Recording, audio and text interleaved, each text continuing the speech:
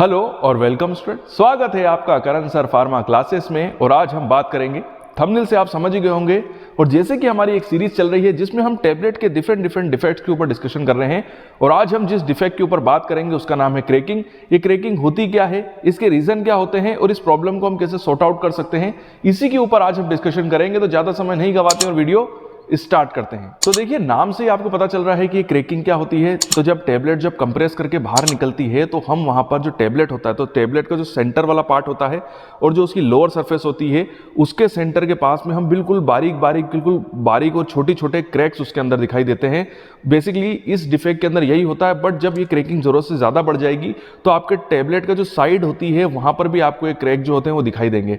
But ज्यादातर जो ये क्रैक्स होते हैं ये टैबलेट के ऊपरी हिस्से के बिल्कुल सेंटर वाले पार्ट पे आपको बिल्कुल छोटे छोटे क्रैक दिखाई देंगे और निचले पार्ट पे ही दिखाई देंगे। बट साइड में भी दिखाई दे सकते हैं अगर रीजन बहुत ज्यादा बड़े हों और ये डिफेक्ट जरूरत से ज्यादा बढ़ जाए तब। ठीक हो गई बात। अब इसका जो बेसिक रीजन है कि ये क्रैक किस वजह से होते हैं, इसके ऊपर मैं आपको बताता हूं। तो देखिए, इसका जो बेसिक रीजन जो देखा गया है वो ये देखा गया है, जब टैबलेट पूरी तरीके से कंप्रेस हो जाती है, बन जाती है, तो उसके बाद टैबलेट्स के जो ग्रेन्यूल्स होते हैं या जो पाउडर्स होते हैं उनके अंदर एक्सपांशन होता है, मतलब वो फैलते हैं, जिसकी वजह से ये क्रैक जो होते हैं वो दिखाई देते हैं। साथ ही साथ ये डिफेक्ट जो है वो पंचेस की वजह से भी हो सकता है। अगर आप डीप कॉनकेव पंचेस का अगर आप यूज करते हो तो उसकी वजह से भी क्रैक्स जो है वो टैबलेट्स में दिखाई देते हैं। तो देखिए, यहां पर मैंने आपको दो बेसिक रीजन बताए हैं जो कि आप, और अगर आपसे कभी इंटरव्यू के अंदर क्रैकिंग से रिलेटेड अगर कोई क्वेश्चन पूछा जा सकता है कि क्रैकिंग का जो ये डिफेक्ट है इसके बेसिक रीजन क्या होते हैं, तो आप ये दोनों रीजन दे सकते हैं। अब हम इसको आगे बढ़ाते हैं और अब बात करते हैं ग्रेनुलेशन और फॉर्मुलेशन के भी कुछ ऐसे रीजन होते हैं जिसकी वजह से टैबलेट के अंदर क्रैकिंग देखी जाती है। तो सबसे पहला रीजन जो होता है वो होता है, अगर आप जो ग्रेन्यूल्स यूज कर रहे हैं अगर वो लार्ज साइज के, जी हाँ, अगर आप बड़ी साइज के ग्रेन्यूल्स को अगर आप यूज करेंगे तब भी टैबलेट में क्रैकिंग दिखाई दे सकती है। तो इसको सॉर्ट आउट करने का एक ही तरीका है कि यहां पर आपको ग्रेन्यूल्स की साइज को कम करना पड़ेगा और कोशिश करें कि ग्रेन्यूल्स जो हो वो फाइन हो। उसके अलावा कई बार जब हम ग्रेन्यूल्स को बहुत ज्यादा ड्राई कर देते हैं, जी हाँ, अगर देखिए मॉइस्चर की वजह से ही, मॉइस्चर की प्रेजेंस की वजह से ही ये एक्सपांशन होता है।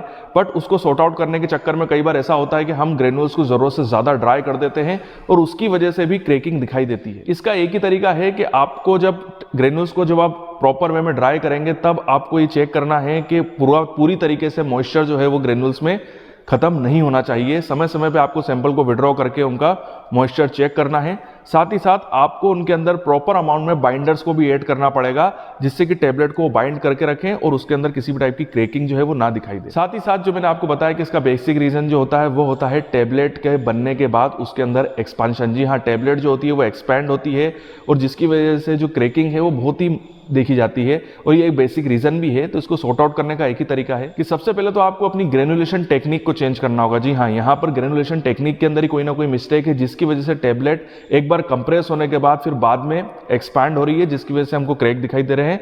तो आपको ग्रेनुलेशन टेक्निक को चेंज करना पड़ सकता है। साथ ही साथ आप जो बाइंडर्स को यूज कर रहे हैं वो हमेशा ड्राई फॉर्म के अंदर होने चाहिए।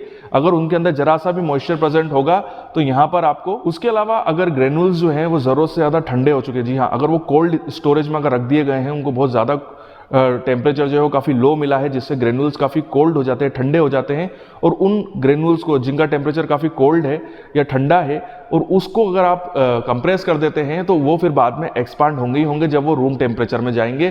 तो सीधी सी बात है, फिर तो ग्रेन्यूल्स का एक्सपांशन होना ही होना है क्योंकि पहले वो काफ़ी ठंडे एटमॉस्फेयर में थे और उसके बाद जैसे ही वो एक नॉर्मल टेम्परेचर में आएंगे तो वहाँ पर ग्रेन्यूल्स का एक्सपांशन होगा और वहाँ पर आपको क्रैक दिखाई दे सकता है। तो यहाँ पर एक ही चीज़ कर सकते हैं आप कि इस प्रॉब्लम को सॉर्ट आउट करने का एक ही तरीका है कि पहले तो आपको ग्रेन्यूल्स को रूम टेम्परेचर के अंदर स्टोर करके रखना है। साथ ही साथ जब आप ग्रेन्यूल्स को कंप्रेस करेंगे तो वो कंप्रेशन भी जो होगा वो रूम टेम्परेचर पे होना चाहिए। तो देखिए, हमने यहाँ पर जो डिस्कशन किया वो क्रैकिंग के वो रीजन थे जो कि ग्रेनुलेशन से रिलेटेड थे और उनके मैंने आपको उपाय भी बताया कि इस प्रॉब्लम को हम कैसे सॉर्ट आउट कर सकते हैं। अब हम डिस्कस करेंगे कि जो पंचेस होते हैं, जो डाइज होती है, जो टैबलेट प्रेस होता है, उसकी वजह से भी एक क्रैकिंग वाली प्रॉब्लम दिखाई देती है।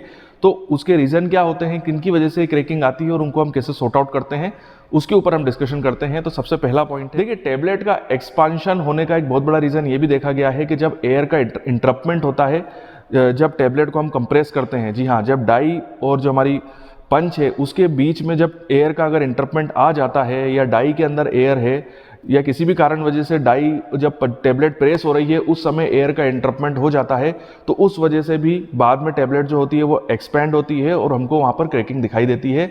तो इसको सॉर्ट आउट करने का एक ही तरीका है कि हमको टेपर्ड डाई, जी हाँ टेपर्ड डाई को यूज़ करना होगा। इसके अलावा मैंने आपको एक और जो बेसिक रीज़न बताया था वो था डीप कॉनकेव पंचेस। जी हाँ, जब हम डीप कॉनकेव पंचेस को यूज़ करते हैं तो उनकी वजह से भी ये क्रैकिंग दिखाई देती है। इसका एक बहुत बड़ा रीज़न ये होता है कि जब डीप कॉनकेव पंचेस होते हैं तो जब टेबलेट पंच होने के बाद बाहर निकलती है तो इजेक्ट होते समय उसमें किसी तरीके से क्रैकिंग आ सकती है। तो इसको सॉर्ट आउट करने का एक ही तरीका है कि यहाँ पर जब आप टेबलेट को बाहर निकालेंगे, जब आप रिमूव करेंगे, तो उसके लिए आपको कोई स्पेशल टेक्निक का यूज़ करना होगा जिससे कि टेबलेट काफ़ी ईजी बाहर निकल आए और उसमें किसी भी टाइप का क्रैक ना आ सके। बट जब भी डीप कॉनकेव पंचेस अगर यूज़ होंगे तो, और अगर आप वहाँ पर प्रॉपर वे में अगर टेबलेट नहीं निकलेगी तो वहाँ पर आपको क्रैकिंग दिखाई दे सकती है। तो ये वो रीज़न थे जो कि पंचेस से रिलेटेड थे, डाई से रिलेटेड थे, या आपकी टेबलेट प्रेस से रिलेटेड थे, जिसकी वजह से जो हमारी टैबलेट्स है उनके अंदर क्रैकिंग दिखाई देती है।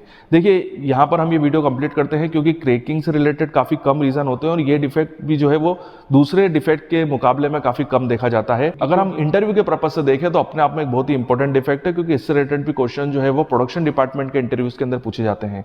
और यहीं पर हम ये वीडियो कंप्लीट करते हैं। ये वीडियो आपको कैसा लगा कमेंट्स में मुझे ज़रूर बताइएगा। वीडियो देखने के लिए थैंक यू वेरी मच। आपके उज्जवल भविष्य की कामना करता हूँ और यूँ ही बने रहिए।